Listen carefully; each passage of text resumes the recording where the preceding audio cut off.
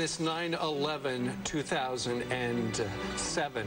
National Intelligence Director Mike McConnell says that the United States authorities are worried about, quote, sleeper cells of would-be terrorists inside the United States and remain vigilant against any new attacks. Joining us right now, James Kallstrom, former FBI Assistant Director here in New York City. Good morning to you. Good morning.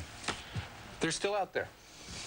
Oh, without question. I mean, I think just look at the events in Denmark, Germany, London, the cases that have been rolled up here in the United States. Without question, we're still in the middle of a global movement of radical fundamentalism, whose principal target is us, the United States and America. They want us all dead. Yeah, they want us all dead.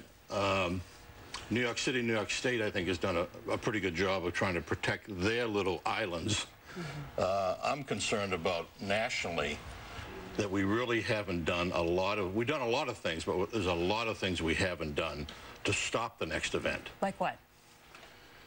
The FBI is smaller today than it was the morning of 9/11. The FISA, the electronic surveillance laws haven't been updated since 1978 to any extent. We didn't have cell phones in 1978. Think about today how people communicate.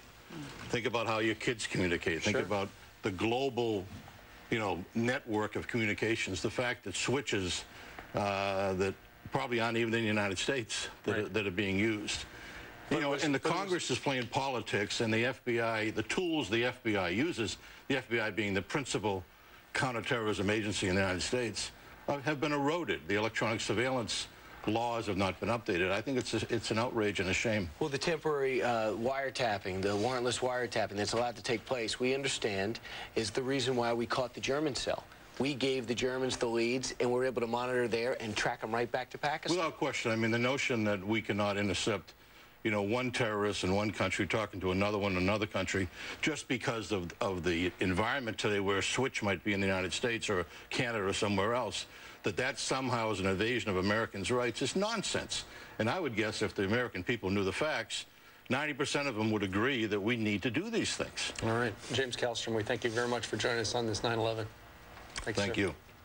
The September 11 attack